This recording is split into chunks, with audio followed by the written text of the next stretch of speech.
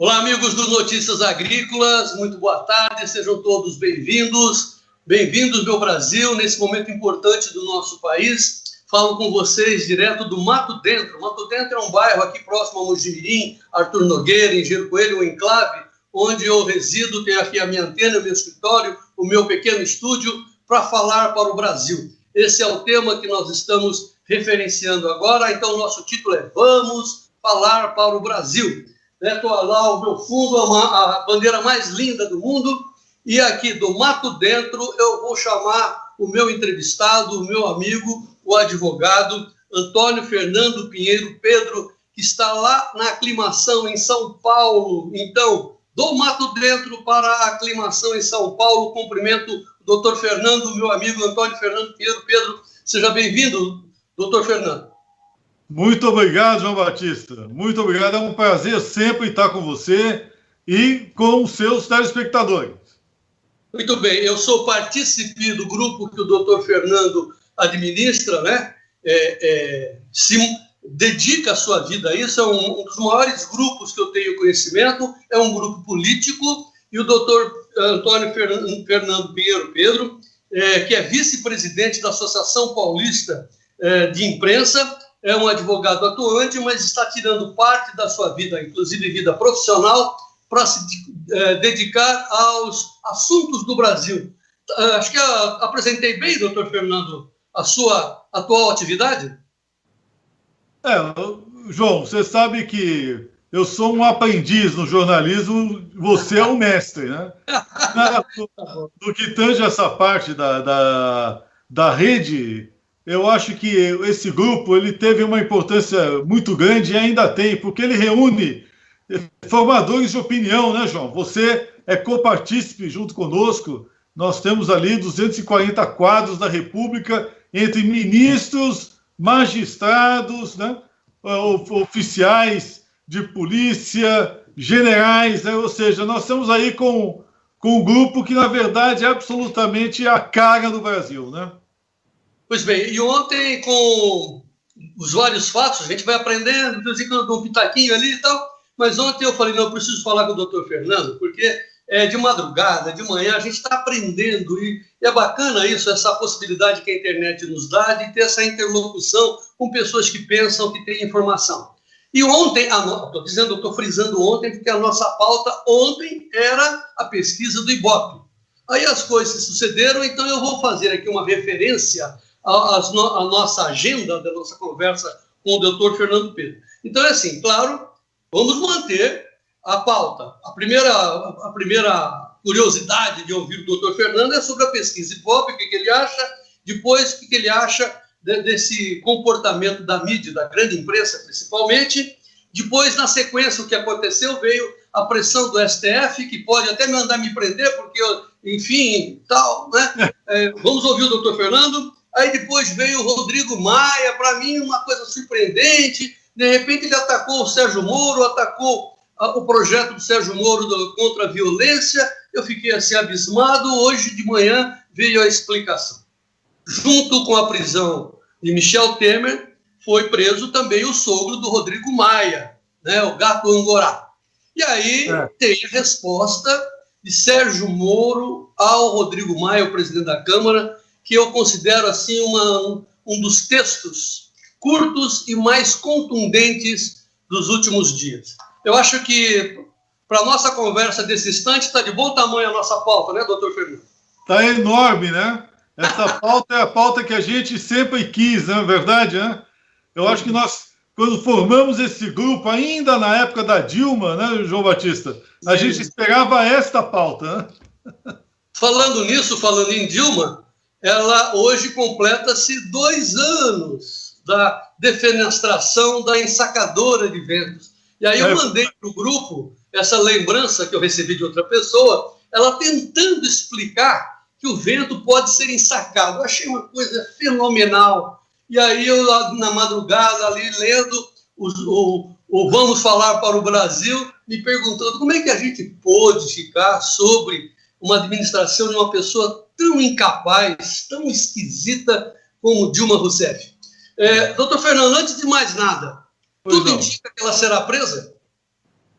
Pois é, eu acho que as coisas estão caminhando para que a gente tenha uma conclusão geral, né, com referência a este período todo por que passamos do início do século, né, até agora, né? Nós passamos por esse período lulopetista que envolve aí, com grande comprometimento, não só essa borda de transição dos tucanos, que também já estão começando a se ver envolvidos, mas principalmente o lulopetismo, né? Eu acho que Lula, Dilma e Temer fazem parte do mesmo processo, não é, João? Então, nós estamos observando o encerramento deste processo todo digamos, com uma conclusão muito razoável, diga-se de passagem, né? Eu não esperava este presente de termos essa conclusão logo agora, mas isso explica muita coisa. Se a gente observar o comportamento do Rodrigo Maia de véspera, né, a gente começa a entender que as informações já estavam sendo vazadas para o parlamento antes da operação acontecer. Você não desconfia disso, não? Não, é impressionante que a cena, para mim, das cenas mais impressionantes foi a prisão do Moreira Franco. Ele estava em fuga, o carro dele foi detido. Ele sabia que ele seria preso, então vazou. Não só sabia, como temos que sempre nos lembrar de que Moreira Franco é sogro do presidente da Câmara, né? E aí que ele atacou o Sérgio Moro, dizendo que o Sérgio Moro era empregadinho de Jair Bolsonaro. E aí o Moro deu-lhe uma resposta que lavou a alma. Daqui a pouco, se houver tempo, a gente chega a esse detalhe. Mas vamos ao que interessa. Pesquisa Ibope. Minha opinião, eu falei, declinei agora há pouco no meu comentário lá no canal Rural, doutor Fernando, dizendo assim que eu não quero desqualificar, embora, né, seja aquele instituto que disse que jamais Jair Bolsonaro passaria para o segundo turno, que Suplicy seria eleito e vai por aí afora. E também uma encomenda feita por uma entidade, né, que tem tudo a ver contra Jair Bolsonaro, que é a Rede Globo, onde o Jair, na bancada do Jornal Nacional, os derrotou na frente de todo o Brasil. Então, a mágoa, o desejo de vingança é muito grande, se explica muitas coisas, e, principalmente, uma pesquisa que não tem jeito de se comprovar, porque nós não estamos em eleição, foi feita uma pesquisa, como é que você vai comprovar aqueles números? Daqui a 15 dias, a gente sabe se aquilo está certo ou não. Isso tudo, doutor Fernando, desculpe prolongar a pergunta, mas isso tudo, para mim, é bobagem. O mais importante... É o establishment reagindo, né, João? É o establishment. Nós já tínhamos até comentado isso numa outra ocasião. Nós estamos com um governo que está desembarcando numa praia inimiga, né? E, obviamente, o establishment, que não esperava que esse governo surgisse, né, e que agora está sendo invadido por ele reage, né? E a metralhadora principal do establishment é a imprensa, né? Muito bem. Então, agora, para o seu comentário, eu fiz a seguinte colocação e faço a mesma pergunta para o senhor, como eu fiz para os nossos telespectadores, nossos amigos, e fiz a mim mesmo. Quando o senhor ficou sabendo do resultado desta informação, o senhor ficou... Essa pergunta para o senhor não faz sentido, mas eu tenho que fazer a mesma. O senhor ficou satisfeito ou não? O senhor ficou feliz ou não? Qual foi o seu comportamento? O meu comportamento foi que não poderia esperar outra coisa... Não é verdade? De um órgão de pesquisa como esse, como você mesmo disse, é um órgão que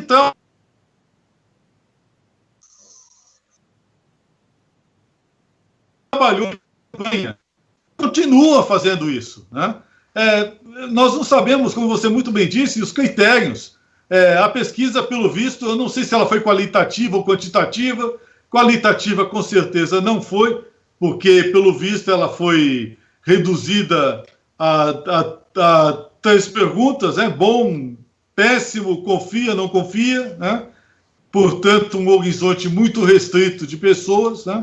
Agora, um fato, o que a gente pode, com certeza, constatar da pesquisa do Ibope, João Batista, é que o governo Bolsonaro precisa urgentemente equacionar o seu problema de comunicação. Isso eu acho. Eu acho que nós temos um problema de comunicação do governo federal. Ele demorou muito tempo para arranjar um porta-voz, colocou um porta-voz correto, bom, mas o porta-voz sozinho, ele não resolve a comunicação do governo. É necessário que o governo comece a privilegiar fontes, né? Estabelecer quais são as fontes confiáveis, os interlocutores confiáveis do governo, né? Principalmente as mídias que efetivamente estão transmitindo de maneira isenta ou até mesmo de maneira mais engajada com o esforço nacional de recuperação, né?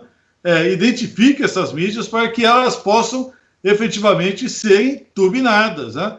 E, obviamente, segurar a onda da contra-informação, que é o que mais está se produzindo hoje em dia. Nós já sabíamos que essas grandes redes de televisão, não precisamos nem citar nome, porque elas estão aí, né?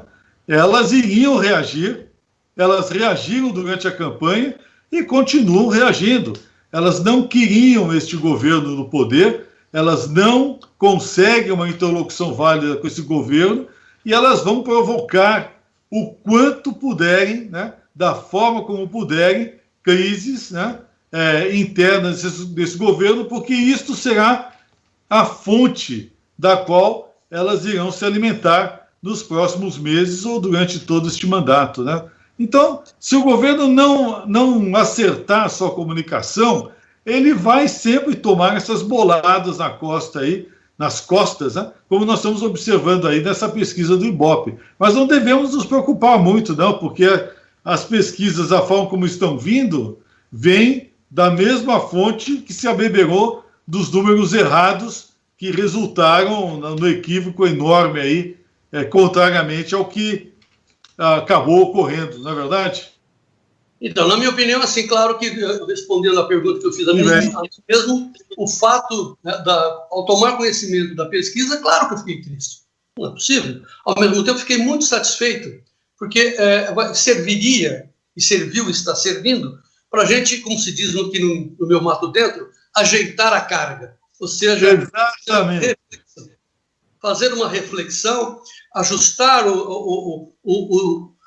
a mira e saber o que queremos. Né? Por que nós apoiamos o Bolsonaro? O que nós queremos para o nosso país? Foi excelente. Por isso que eu vejo que nós não temos que censurar ninguém, ir contra nenhuma informação. Pelo contrário, no mínimo, essas informações que vêm dessas fontes que a gente estranha, para dizer o mínimo, elas são a parte da dialética, né? Antítese para a gente chegar na síntese.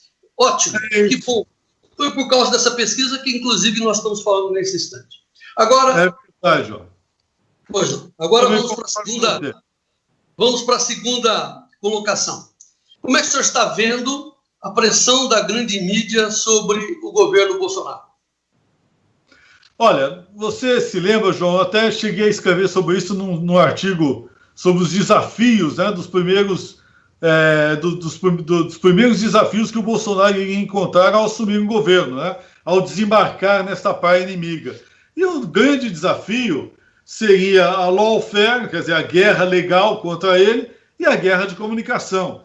Então, eu acho que ele tem se conduzido muito bem, quer dizer, do ponto de vista das dificuldades que nós estamos observando, primeiro, a dificuldade de desfazer, né? Ele é o governo Bolsonaro, neste período inicial de gestão, ele não vai construir, ele vai desconstruir. E o que ele tem a desconstruir é enorme, porque nós tivemos aí praticamente 2 décadas perdidas, né, e de aparelhamento contínuo do Estado brasileiro. Então, para desfazer este mal feito, vai demorar e vai se canalizar muita energia. E, obviamente, a cada mal feito desfeito, nós teremos uma mídia descontente, né? E as mídias, elas se abeberaram desta mesma fonte que alimentou a corrupção, que agora está sendo firmemente combatida aí pela Operação Lava Jato, né? Nos seus variados fóruns de Curitiba, do Rio de Janeiro e de Brasília. Então, essa mídia reagiu, tem reagido e vai continuar reagindo contra o governo. Que mídia é essa? A grande mídia. A grande mídia. Porque é a grande mídia que esse tempo todo, com as grandes concessões, que se abeberou desse sistema populista erigido durante a Nova República, Constituição de 88, que, pelo visto, agora já está se encaminhando para o velório, né, João Batista? Porque está mais do que claro que este regime constitucional ele não sustenta um governo decente. Muito bem. Falando de mídia ainda, o senhor é um especialista em comunicação, vice-presidente da Associação Paulista de Imprensa. O senhor acha que cabe a nós ficarmos lembrando à população que esse governo tem apenas 3 meses, que ele veio para reformar, que ele está, entre aspas, tirando direitos de quem está estabelecido, extirpando aqueles ordinários que gostam de mamar deitado em 2 tetas ao mesmo tempo, etc.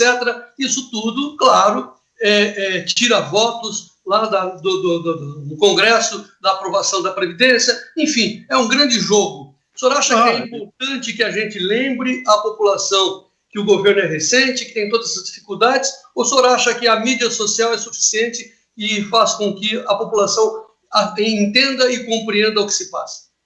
Não, a mídia social é importante, é uma grande guerrilha, mas a guerra convencional, que é esta que tem que ser tratada a nível governamental, ela é feita por organismos de mídia como o seu, como este Canal Rural. Nós temos que estar... Notícias Agrícolas. Notícias Agrícolas, que é um canal rural, né? Sim. Então, o que é o mais importante é exatamente isso. O Notícias Agrícolas é desse ponto, ele é fundamental, assim como vários outros canais de mídia, que são canais reconhecidamente de imprensa tradicional também. Então, veja só, primeiro, nós temos um governo que em pouquíssimo tempo, né, simplesmente eliminou 21 mil cargos em comissão, né, por uma penada só. Num único decreto, né, o governo federal extinguiu 21 mil cargos em comissão. Então, isso dá uma noção do volume de gente empregada dentro do governo nesses anos todos que não eram necessários, né? Segundo, um governo que já de cara se predispôs a introduzir um programa de reforma da Previdência que bate violentamente nos privilégios de uma casta do funcionário público. Não é todo o funcionalismo público, mas a casta do funcionalismo público, né? Que é justamente a casta que mais está reagindo contra o governo, não por outro motivo. O governo que logo de cara extinguiu uma série de privilégios e de programas de patrocínio cultural, né, e de meios de comunicação, né, que recebiam uma quantia indecente, né, para manterem-se funcionando, justamente para fazerem tecer loas ao projeto de poder anterior, né? Portanto, é toda uma estrutura de mídia que se posta contra o atual governo, né? Portanto, o número de frentes de batalha que foram abertas nesses primeiros 3 meses, né, é muito maior do que a capacidade de articulação que o governo terá que ter para se instalar e sedimentar a sua forma de governar nos próximos 3 meses, para fechar os primeiros 6 meses do mandato. Então, eu entendi assim, que como a gente, primeiro, devemos esperar mais ataques da grande mídia. 2, como a gente não tem acesso, que nós continuemos fazendo aquilo que está à nossa disposição. Aqui no meu canal, que é o Notícias Agrícolas, o senhor com o seu grupo, a população brasileira que nos assiste, usar a mídia social para questionar, divulgar e estar junto e ao lado do Brasil. Acho que é simples assim, né, doutor Fernando? Não, é simples, e você veja, nós não devemos subestimar a capacidade crítica do povo brasileiro. Não é por outro motivo que o povo brasileiro hoje ele privilegia o recebimento das informações pelas redes sociais, porque ele desconfia da grande mídia, né? E ele está buscando cada vez mais esta mídia alternativa à mídia jornalística tradicional, como é o caso das Notícias Agrícolas e vários outros canais, né? Porque nós estamos e temos necessidade de buscar a verdade, né? E a verdade, obviamente, não está nas manchetes de certos jornalões, não é verdade, João Batista? Muito bem. Nós, cada dia que passa, temos que ler nas entrelinhas. Muito bem. Só para fazer uma referência aos nossos amigos do Notícias Agrícolas que estão nos acessando agora, estamos falando com o advogado Antônio Fernando Pinheiro Pedro, vice-presidente da Associação Paulista de Imprensa e gestor de um dos principais grupos políticos que está na internet, no WhatsApp, Vamos Falar para o Brasil, do qual faço com muito orgulho e muita honra parte desse grupo. Muito bem, doutor Fernando, vamos subir agora. Vamos subir agora mais um degrau. Agora é o degrau um pouco mais espinhoso, que faz, inclusive, parte do seu artigo que o senhor postou hoje no nosso site, que é a questão do STF, a pressão do STF sobre a população brasileira, e a sua resposta é que esse é um dos piores agrupamentos de juízes do Supremo, né, de ministros, e, ao mesmo tempo, que esse agrupamento está afetando e ferindo de morte a Constituição brasileira. Essa é a sua opinião? Eu acho que nós estamos vivendo a pior judicatura da história do judiciário brasileiro. Uma composição muito ruim de magistrados hoje na Suprema Corte. Eu não estou aqui dizendo que o magistrado A, magistrado B, magistrado C seja por si só despreparado ou ruim. Todos têm preparo, não estão lá de graça, chegaram lá, né, com algum mérito, mas a composição, o resultado final é muito ruim. Primeiro, nós temos que lembrar que o judiciário, ele reflete, em grande parte, o que acontece em todo o país. E a cúpula do judiciário reflete exatamente a estrutura de poder que a nomeou, né? E nós passamos aí um período muito grande submetidos a uma horda de gafanhotos que se assenhoraram da nação, né? E esta horda de gafanhotos, né, ela, de certa maneira, desenhou uma estrutura de poder, e, obviamente, que a estrutura de poder do Poder Judiciário, ou da estrutura do Poder Judiciário brasileiro, não saiu impune disso, né? Então, o que nós temos? Nós temos vícios muito claros hoje que acometem o Supremo Tribunal Federal. Primeiro vício é o populismo judiciário, né? A necessidade de sempre se adotar medidas que aparentemente possam ser politicamente corretas, né? Mas que, obviamente, não conestam com a realidade moral, né? A realidade, o sintoma moral da média da sociedade brasileira, né? Então, em virtude disso, nós temos um outro segundo fenômeno muito grave, que é o do ativismo judicial, né? Você não ter magistrados que tenham a capacidade de regular o sistema para mantê-lo estável. Você tem magistrados que desregulam o sistema porque tomam a iniciativa de proceder mudanças, né, a partir da cúpula do judiciário, sem observar o comportamento médio do organismo que deveriam dirigir, né? E isto causa profundas dissensões na República. O que eu tenho notado claramente é que nós temos hoje um Supremo Tribunal Federal que sistematicamente tem República, né? E fazendo uso de uma Constituição Federal que lhe deu muito poder.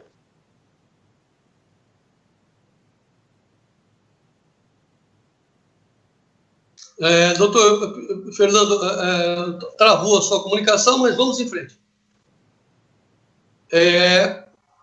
Eu falo com o estudo. Mas não lhe aqui. Desculpe que travou a sua informação para mim. Eu não sei se lá no estúdio está tudo correto. Mas vamos em frente, já que o senhor está me ouvindo bem nesse instante, né? Vamos lá. Agora estou te ouvindo. Muito bem. A questão do STF, para minha surpresa, não que eu queira, muito pelo contrário, que as sessões da TV Justiça sejam interrompidas. Aquilo ali é um avanço para a democracia imprescindível, né? Mas eu estava acostumado em ouvir, principalmente dos ministros do Supremo, que eles falavam e falassem nos autos, e não com essa verborragia, esse populismo como o senhor se referiu. Ponto. Aí as coisas andaram, houve altercações, acusações, manifestações nas ruas, e agora o STF tem lá uma investigação contra quem os critica. Claro que isso é uma atitude típica de regime de exceção. O senhor tem que ser preso? O senhor teme, doutor Fernando, ser preso se o senhor criticar nesse instante aqui o ministro Toffoli? De maneira alguma. Eu acho que esta iniciativa do Supremo é uma iniciativa, digamos, bastante desastrada. É possível que o Supremo possa fazer um inquérito, desde que seja com referência a determinado tipo de ocorrência que lhe atinja internamente. Não é o caso. A crítica não é atividade criminosa. A crítica é uma atividade típica de uma democracia plural como é a brasileira, né? Então, não devemos temer a crítica ao Supremo. O Supremo ele deve, sim, ser sempre criticado, e duramente, como todas as instituições, todas as cúpulas de poder existentes no país. Elas estão ali para serem criticadas. Então, o Supremo não deve temer esta crítica.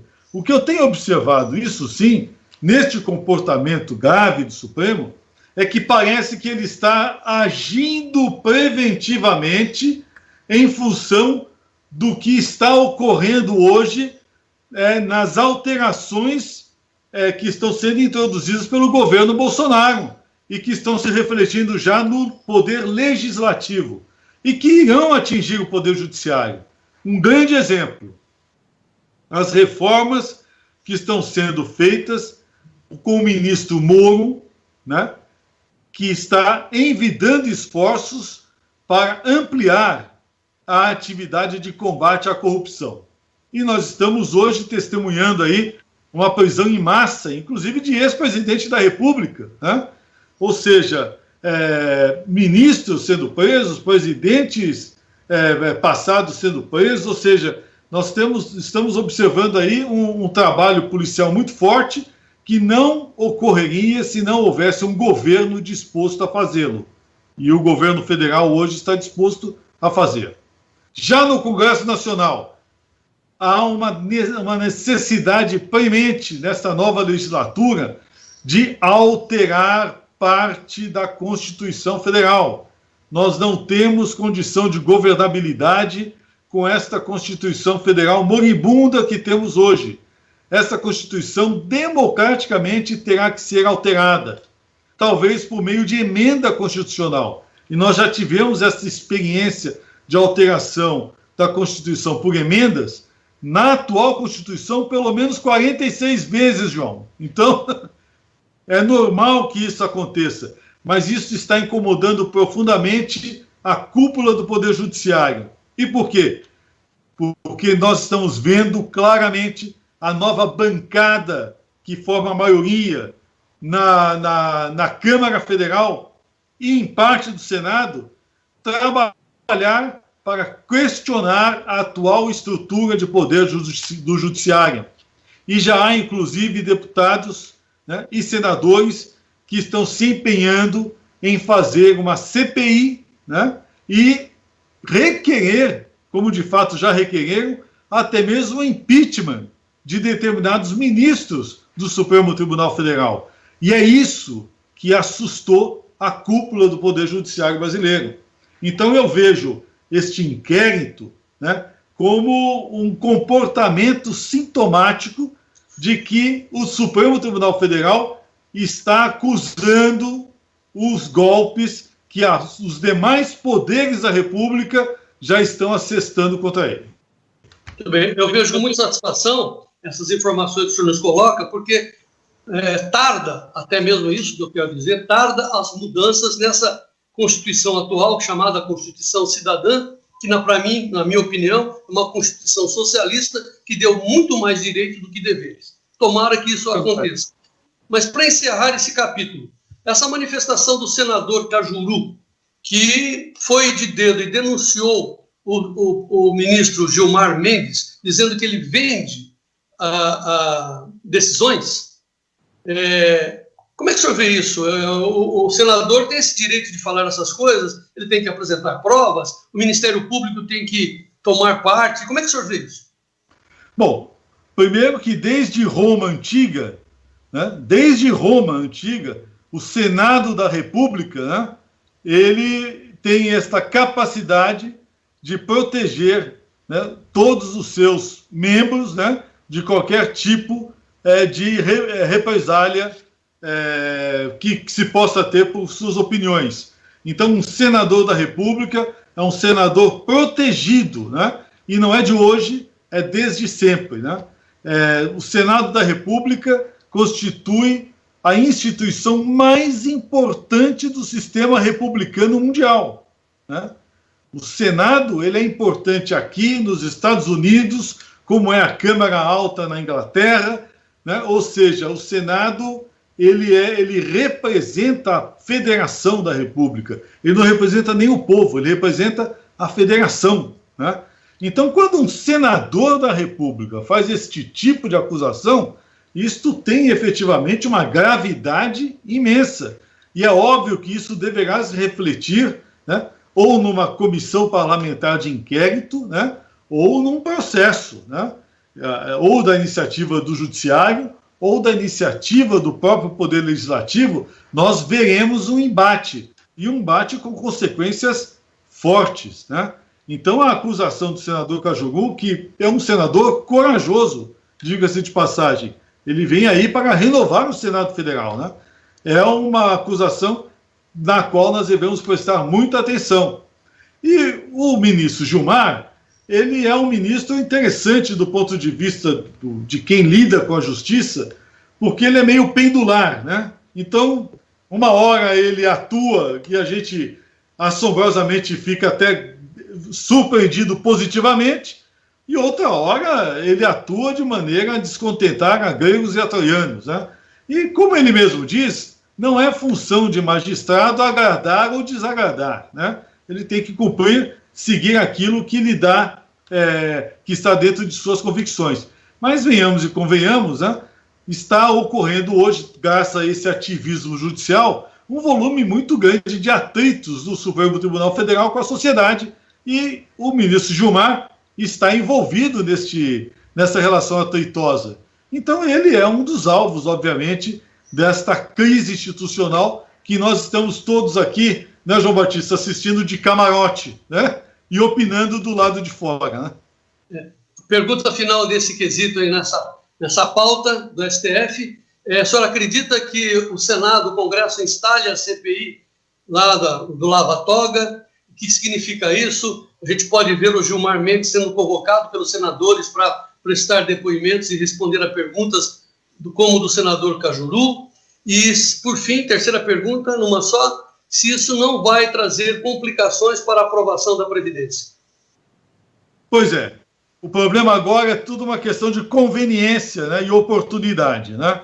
Primeiro, eu acho que muito deste conflito está sendo precipitado para causar uma crise que impeça que o próprio Estado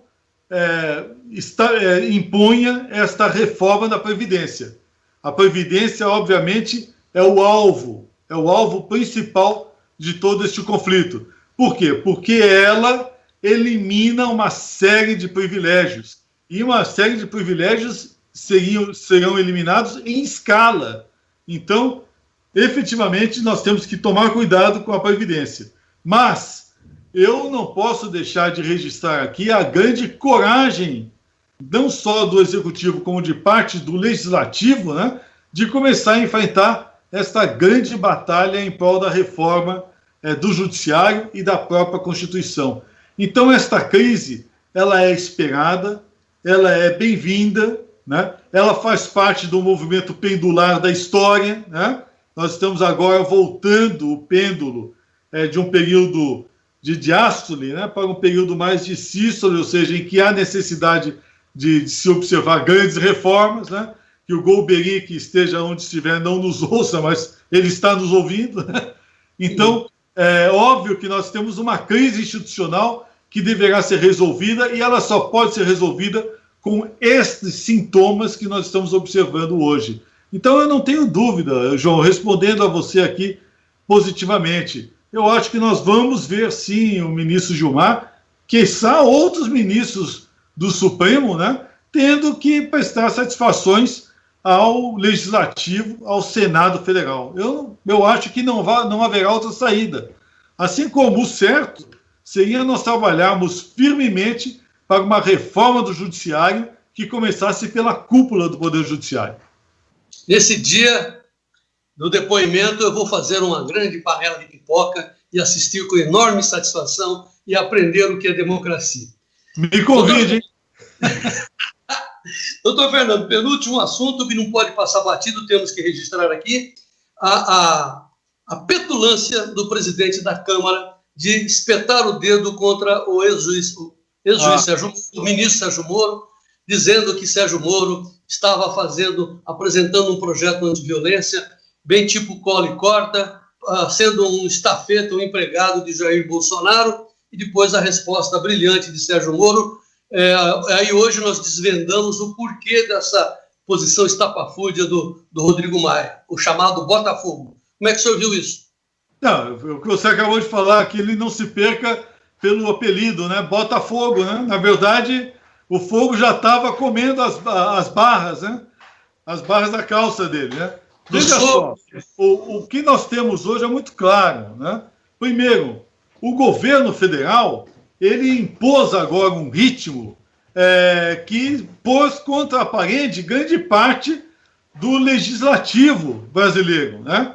Então, o lava-toga hoje, que é muito importante a gente observar, qual é o grande problema do lava-toga? Por que está esse comportamento errático do legislativo em relação ao lava-toga? As chefias do legislativo, tanto Câmara Federal quanto Senado, e principalmente o Senado, estão de costas para a parede, né? De costas, né? Porque é óbvio que eles estão sentindo que eles estão na listinha do Moro, né? Não é verdade? Então, eles estão preocupados de fragilizar um poder que claramente está sendo questionado justamente porque este tempo todo foi muito beneficiou, de certa maneira, com muita ponderação, ou um excesso de ponderação, a eles mesmos, né? Eles estão em crise, né? Eles estão em crise e estão reagindo. Mas é muito bom nós sabermos, é uma reação a uma ação que a cada dia que passa mostra-se cada vez mais eficaz. Ou seja, eles não estão em crise, eles estão com medo mesmo, porque até o Cajuru, até o senador Cajuru, mas essencialmente o juiz Sérgio Moro, deve ter muitas informações que deixam esse pessoal em crise, como o senhor disse. Nós vamos ver muito dedo em riste aí, né? Viva o Brasil! Vamos em frente. Agora chegamos a hoje com a prisão do sogro do presidente da Câmara, o sogro do Rodrigo Maia, o ex-ministro Moreira Franco, que também está na Odebrecht, naquele departamento de propinas da Odebrecht, sobre a alcunha de Angorá. O Marcelo Odebrecht era bom para alcunhar os seus pegadores de propina, né? Por causa daquele cabelo. Ele é um bom observador, né? Ele é um bom observador, né? Ele olhava assim, o Moreira Franco, aquele cabelo, parece um gato Angorá, e tchum. 1 milhão de gato Angorá. Ele não errou em nenhum dos apelidos até agora, impressionante, né? Eu estou muito doido para ver a Gleisi Hoffmann, apesar de ela ter foro privilegiado, daqui a pouco a gente fala sobre o foro privilegiado. Mas eu só estou curioso para saber quem é o santo, né? Tem aposta para saber se o santo é este ou é aquele, né? Tem dois, né? Trabalharam juntos, mas a gente não sabe ainda quem é, né? Meu pai dizia assim, Fernando, meu filho, aí quando o sol se põe, vem a noite, no dia seguinte, tem o sol de novo, né? Calma. Muito bem. Como é que o senhor viu? Estupefato? Como é que o senhor viu? Já esperava as prisões de Michel Temer, de Moreira Franco, Ética Terra? Como é que o senhor viu? Não, eu acho que nós estamos acordando num novo dia. Quer dizer, isto agora mostra o porquê de toda a reação à campanha do Jair Bolsonaro, né? O que nós estamos vendo agora nesses primeiros meses, hoje, a data de hoje, é a grande resposta que o governo Bolsonaro pode dar, né, à sociedade, porque ele feriu profundamente o establishment, prendendo aí todo um grupo que praticamente está no poder há 30, 40 anos, não é, João?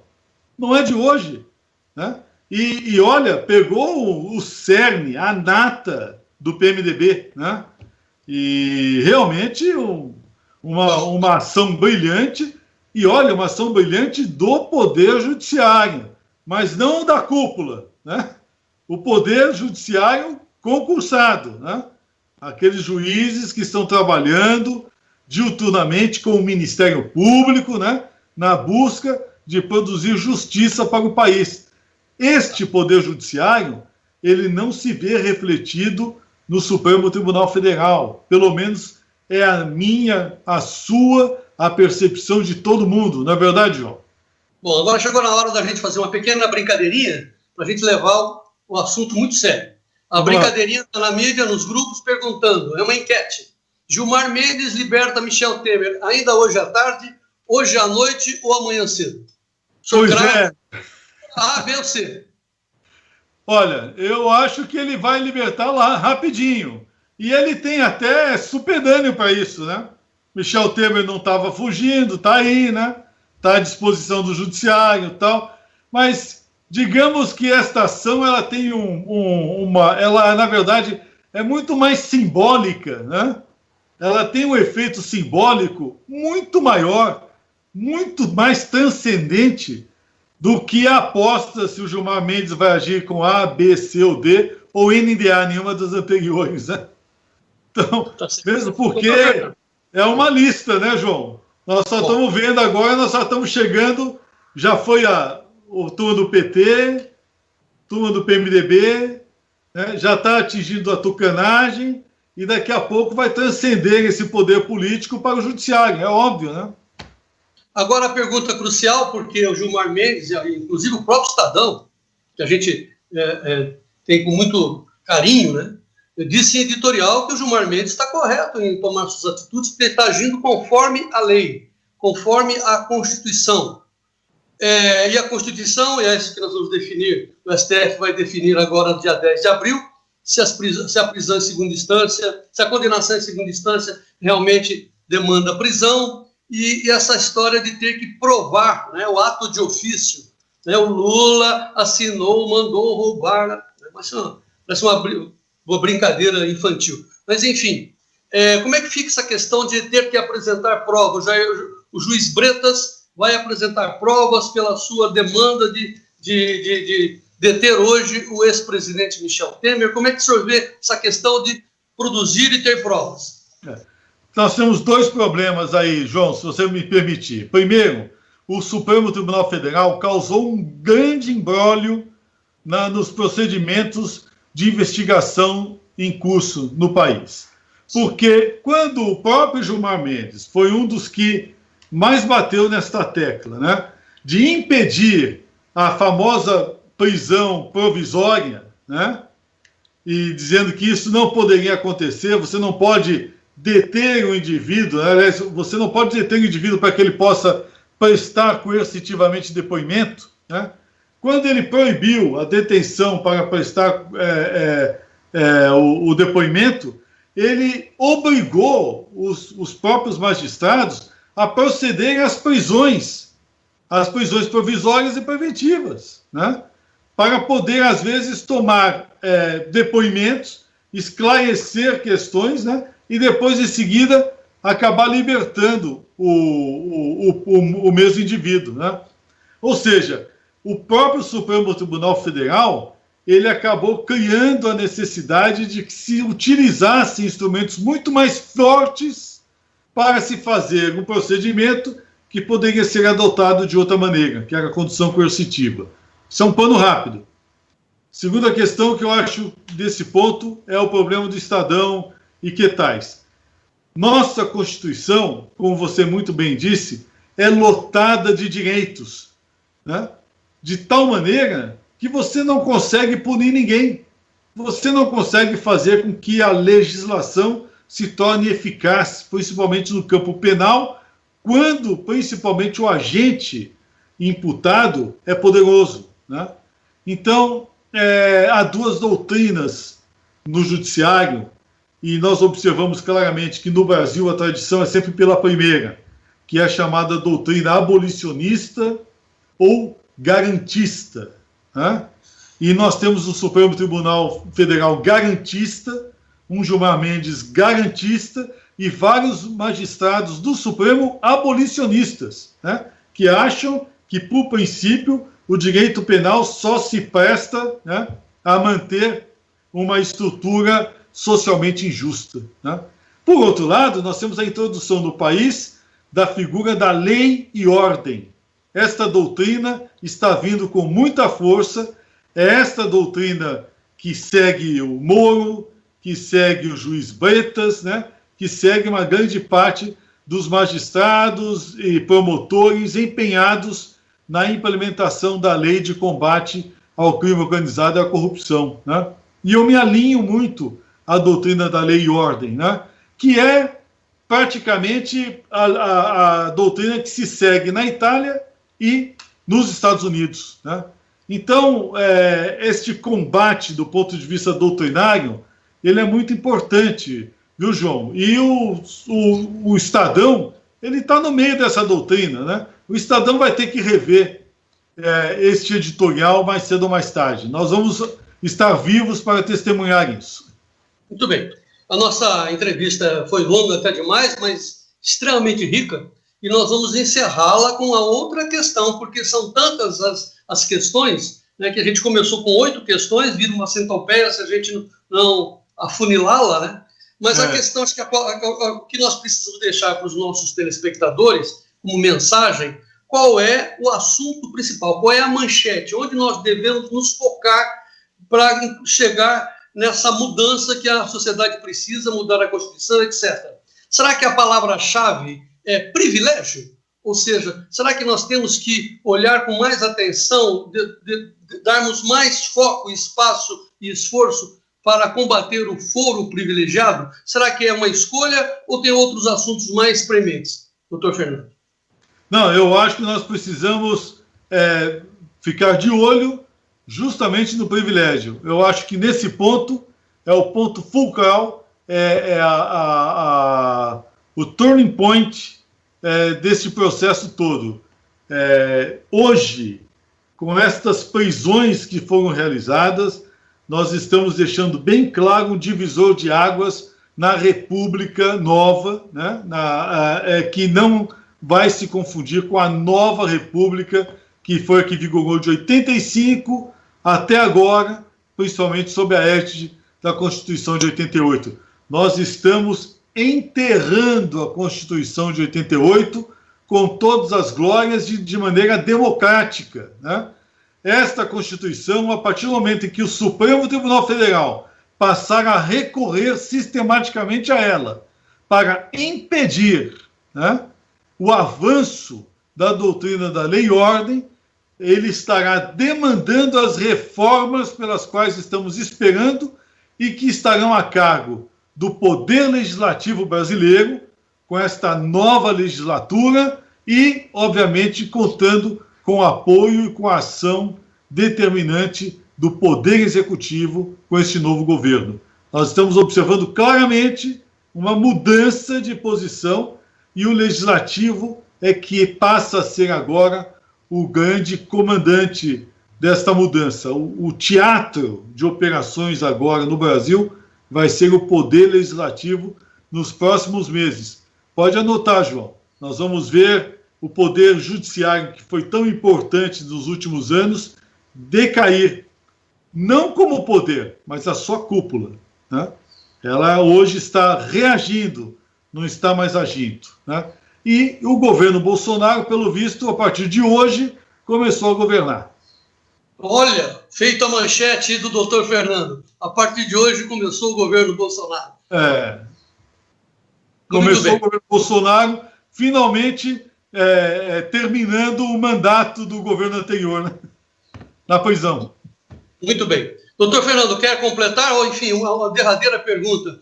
Como é que vai ser o dia de amanhã? Com mais otimismo, igual, muita preocupação? Derradeira frase. Bom, vamos aguardar a crise, né? Há boas crises e más crises. Como a gente costuma dizer no ideograma chinês, crise significa oportunidade, não é verdade? Então agora nós estamos vendo o ideograma chinês na prática. Uma crise que pode ser uma grande oportunidade para iniciarmos uma profunda reforma na estrutura democrática do país. Muito bem. Nossos agradecimentos ao doutor Antônio Fernando Pinheiro Pedro, vice-presidente da Associação Paulista de Imprensa e gestor de um fundamental grupo no WhatsApp. Vamos falar para o Brasil. Doutor Fernando, falamos para o Brasil. Muito obrigado. Obrigado a você, João. É um prazer sempre estar com você. Muito obrigado, viu? Viva o Brasil. Muito bem.